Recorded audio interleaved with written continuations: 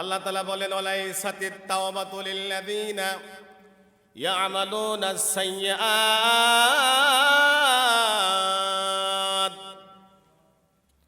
ওদের জন্য তওবা নাই যারা গুনাহ করতেই থাকে এক পর্যায়ে যখন ওদের মরণের সময় হয়ে যায় তখন ওরা বলে আল্লাহ আমরা তওবা করেছি, তুমি আমাদের জীবনের গুনাহগুলো মাফ করে দাও। আল্লাহ আমরা তো তোমার উপর ঈমান আনছি, এখন আমারে মাফ করে দাও। আমার আল্লাহ তাআলা বলে বান্দা তোমার আর মাফ হবে না।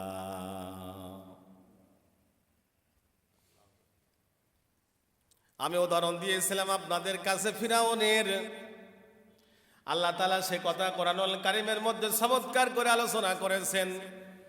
ইয়াগফির লাকুম মিন যুনুবিকুম, বান্দা যদি এই কাজগুলো করো আমি আল্লাহ তাআলা তোমাদের জীবনের সব গুনাহগুলো মাফ করে দিব। বান্দা যদি এই কাজ করো, এক নম্বরে যদি আমার দাসত্ব গোলামি করো, দুই নম্বরে যদি আমারে ভয় করো, আর তিন নম্বরে যদি আমার নবীর অনুসরণ করো, তাহলে আমি আল্লাহ তাআলা তোমাদের জীবনের সব গুনাহগুলো মাফ করে দেব।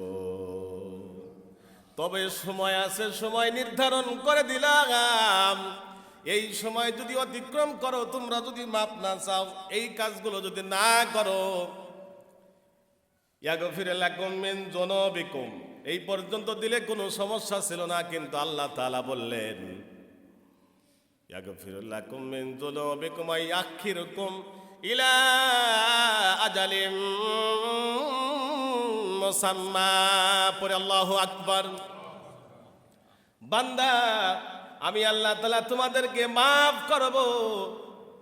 আমি তোমাদের জন্য যে সময় দিয়েছি একটা নির্দিষ্ট সময়, বান্দা ওই নির্দিষ্ট সময়ের মধ্যে যদি তোমরা তওবা করো আমি আল্লাহ তাআলা তোমাদের তওবা গ্রহণ করব। আর যখন আমার সময় নির্ধারণ হয়ে যাবে, আল্লাহর সময় নির্ধারণ মানে যখন আজরাইল চলে আসবে, হলকমের কাছে গড়গড় শব্দ হবে, মৃত্যুর জাকানদানি শুরু হবে, আমার আল্লাহ তাআলা তখন ওই সকল বান্দার তওবার দরজা বন্ধ করে দিবেন। আমার আল্লাহ তাআলা তওবা গ্রহণ করবেন না। ফিরাউন, মিস্টার ফিরাউন পানিতে হাবুডুবু খাচ্ছে, আপনাদের সবারই জানা কথা, আমি শুধু মনে করায় দেই। ফিরাউন একবার নিচের দিকে যায়, আবার উপরের দিকে ওঠে। এখন তো দেখে যে না, আমার তো আর মাতব্বারি চলে না, আমার তো দাপট চলছে না, সমুদ্র তো আমার কথা শোনে না, বিপদে পড়ে গেছে। এখন আল্লাহরে ডাক দিচ্ছে, ক্বালা আমানতু আন্নাহু লা ইলাহা ইল্লাল্লাযী আমানাত বিহি বানু ইসরাঈল।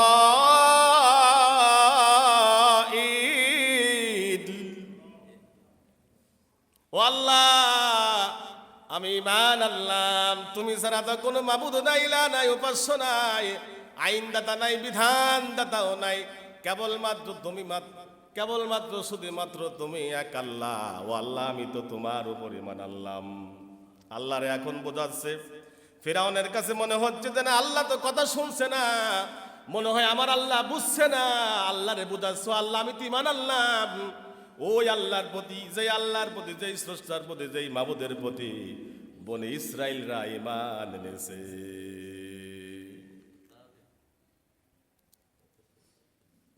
ও আমানাত বিহি বানু ইসরাঈল, বনি ইসরাইল যেই রবের প্রতি, যেই স্রষ্টার প্রতি ঈমান এনেছে। আল্লাহ আমি তো এই রবের প্রতি, স্রষ্টার প্রতি আমি ঈমান আনলাম। আল্লাহ কি বলেছিলেন? আল্লাহ বলেছিলেন আল আন, এখন আমরাও কিন্তু অনেক সময় আমাদের সন্তানদেরকে বলি, এখন 10 বছর তোমারে সময় দিয়েছিলাম, 1 বছর কোথায় ছিলাম? এই যে তোমারে এই দিয়েছিলাম, ওই দিয়েছিলাম, এতদিন কোথায় ছিলে? এখন তোমার সময় হয়েছে। আমার আল্লাহ তাআলা বললেন আল আন, এখন সময় হয়েছে।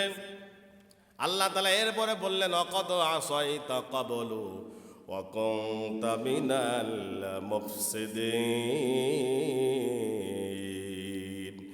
এই তুই তো ছিলি সন্ত্রাস। মূসা আলাইহিস সালামকে এবং মূসা আলাইহিস সালামের সঙ্গী যারা ছিল তাদেরকে তুই জুলুম করেছিস, নির্যাতন করেছিস, নিপীড়ন করেছিস, হত্যা করেছিস, মিথ্যা মামলা দিয়েছিস, আয়না করে নিয়েছিস। এই জন্য আমি আল্লাহ তাআলা তোর তওবা গ্রহণ করলাম না। এখন কি হাজারো কান্দাকাটি করে কোনো লাভ হবে? একটু কথা বলেন, হবে কি? আল্লাহ আগের কথা এখন তুলে ধরতেছে। এখন আইসো, তোমার আর দাপট চলে না, ক্ষমতা চলে না। কয় না চলে না তো, কয় আল্লাহ তুমি ছাড়া তো আর কেউ নাই। কেন? তুমি না বলেছিল আনা রাব্বুকুমুল আলা? কোরআন পড়ে দেখেন, সে বলেছিল আমি হলাম বড় ক্ষুধা। কেন তোমার বড় ক্ষুধা কই গেল? তুমি না বড় ক্ষুধা, এখন তুমি আল্লাহর প্রতিমান। আল্লাহ এই জালেম, আল্লাহ বলতেছে মুফসিদিন, তুই তো সন্ত্রাস।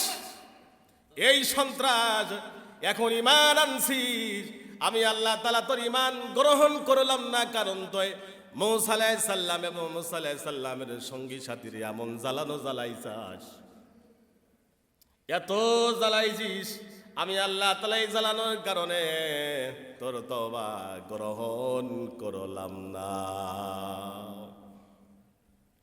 আল্লাহ বলল যে ঠিক আছে, তাইলে শেষ বয়সে শেষ সময় যখন একটু আমার কাছে কাকতি মিনতি করেছিলে, ও আল্লাহর বান্দা, তোমার জন্য একটা জিনিস আমি করতে পারি। ফালইয়াউমা নুনাজ্জিকা বিবাদানিকা লিতাকুনা লিমান খালফাকা আয়া। আমি আল্লাহ তাআলা তোর এই দেহটারে নিদর্শন করে রাখতে চাই, কিয়ামত পর্যন্ত তোরে নিদর্শন করে রাখতে চাই। তোর এই শরীর মাছে খাবে না, পোকামাকড়ে খাবে না, পানিতে পচবে না, মাটিতে খাবে না। এত নিকৃষ্ট আল্লাহ তাআলা করে দিল। করে দেওয়ার পরে হাজার হাজার বছর পরে আল্লাহ তাআলা সেটা মানুষের মাধ্যমে তুলে মিশরের পিরামিডে জায়গা করে দিল। আর পৃথিবীতে যারা জালিম, যারা মানুষের উপর জুলুম করে, এই সকল জালিমদের চোখের মধ্যে আঙ্গুল দিয়ে বলতেছে, ও দুনিয়ার জালিমেরা, কুল সিরু ফিল আরদ, দুনিয়াটা পরিভ্রমণ করো আর তাকিয়ে তাকিয়ে দেখো আমি আল্লাহ তাআলা এই যে জালিম মিথ্যারোপকারী তাদের কি অবস্থা করেছি, কি শায়েস্তা করেছি, এটা দেখে দেখে শিক্ষা নিবা। কিন্তু দুঃখের বিষয়, পরিতাপের বিষয় হলো জালিমরা কখনো শিক্ষা গ্রহণ করে না।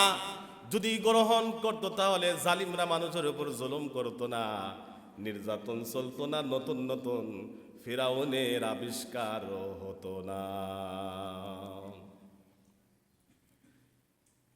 এই যে ফিরাউনের দুয়া আল্লাহ তাআলা এখন কবুল করলেন না। এখন তওবা তিনি করতেছেন যে আল্লাহ, আমি তো তোমার কাছে ফেরত আসলাম। আল্লাহ আল্লাহ তার দোয়া, তার তওবা গ্রহণ। আল্লাহ এদেরকে উদ্দেশ্য করেই বলছেন, ওয়ালাইসাতিত তাওবাতু লিল্লাযিনা ইয়ামালুনাস সাইয়্যাত। এই যে লাইসা, ওর কোনো তওবা নাই, ওর তওবা আমার কাছে গ্রহণ হবে হাত্তা ইযা হাদারা আহাদাহুমুল মাউত, যখন ওদের কাছে মৃত্যু আসে তখন ওরা বলে আল্লাহ। আল্লাহ বলে না, এখন হবে না। এইখানেও দেখেন আল্লাহ তাআলা বললেন আল আন, এখানেও বলল আল্লাহ এখন তোমার সময় হয়েছে।